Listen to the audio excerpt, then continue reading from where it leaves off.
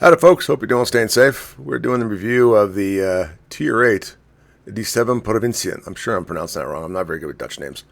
But yeah, she's definitely a light cruiser. And this match was, I put this one in here for a reason. Two CVs, both support CVs, and against two submarines.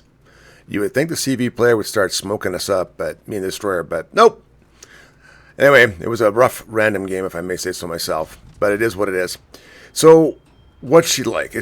I've got the special captain on here, so I get the extra drop. I mean, it's okay, but early in the game, you're going to have to hide, and I'm facing off against a battleship, a Prince Eugen, and a destroyer in here as well. So, I mean, and a bunch of other ships. It's like, it's kind of hard. It is challenging overall to play it. I mean, it's a light cruiser, and your Citadel's raised above. So, the shtick is obviously you can drop so much. Is it fun? Certain game modes it is. Certain ones boring. Others can be very dramatic. That was a good dodge on his part, the Prince Eugen. But let's jump into it, okay? Let's see what she's got. So armor layout's only 25 mil on the front. She's got some protection on the sides that are 50 mil and whatnot, and it's not great. In 75 and the overall with the Citadel let me just remove this for you. The Citadel is definitely high on the water. You're a light cruiser. You can be Citadel'd from a battleship from 25 kilometers away, so be very careful. You gotta hunt, scoop, and dive and dodge it as best as possible. 35.5 and 19 for torpedo protection. It's not great. Artillery, here's her main shtick. She's got 8 152mm guns, 6.5 second reload.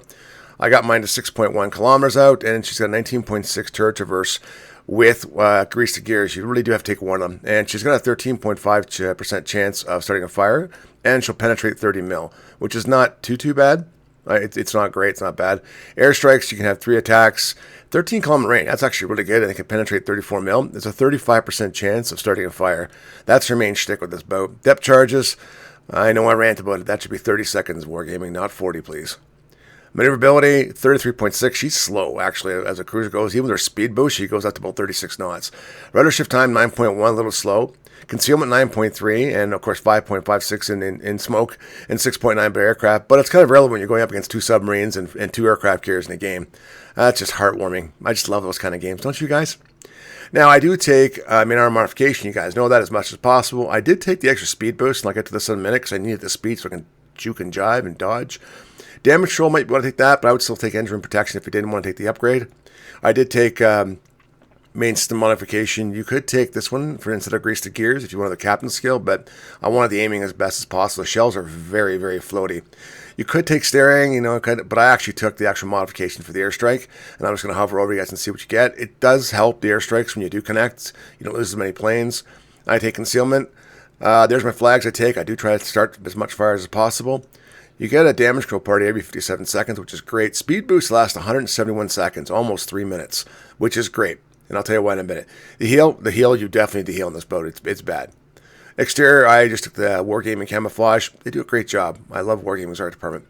I did take Grease to Gears for captain skills. I want to make sure. Now, I did take Consumable Specialist because I want to get my speed boost up.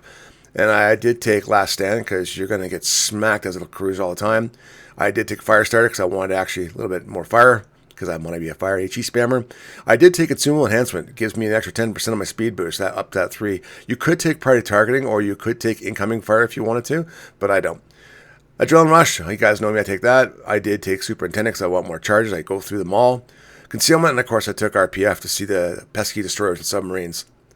And that's pretty much the captain's build. So what's good about it? Okay, in Operate, I think this game I got almost 180,000 damage and 4 kills, I think it was. Something like that. Anyway, operations, this boat is extremely strong.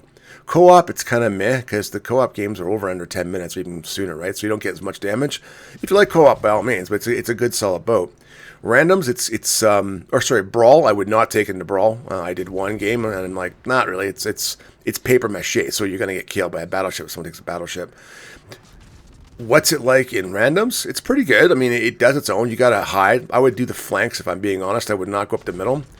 That game in particular, I spawned in the middle. I should have actually gone to the flanks. I should have stuck with my gut and did that. I didn't. I lasted just about the whole game, but we weren't going to win the game. And it's good when it comes to holding off caps if you want to. I had to destroy a smoke up in that cap behind the Prince George in the random game that I was playing. One of them was that game? Yeah, it was that game.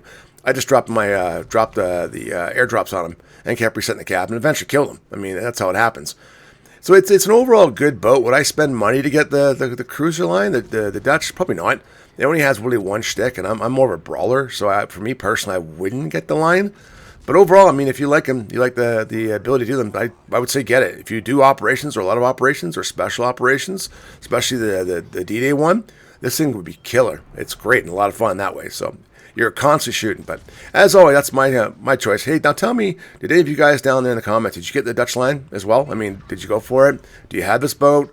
I mean, it is what it is. But as for me, I'd say it's if I was going to rank it out of 5, I'd probably give it a solid 3.5, maybe 4 out of 5. You know what I mean? It's that kind of rating for me. But as always, take care, stay safe, wish you all the best, and bye for now.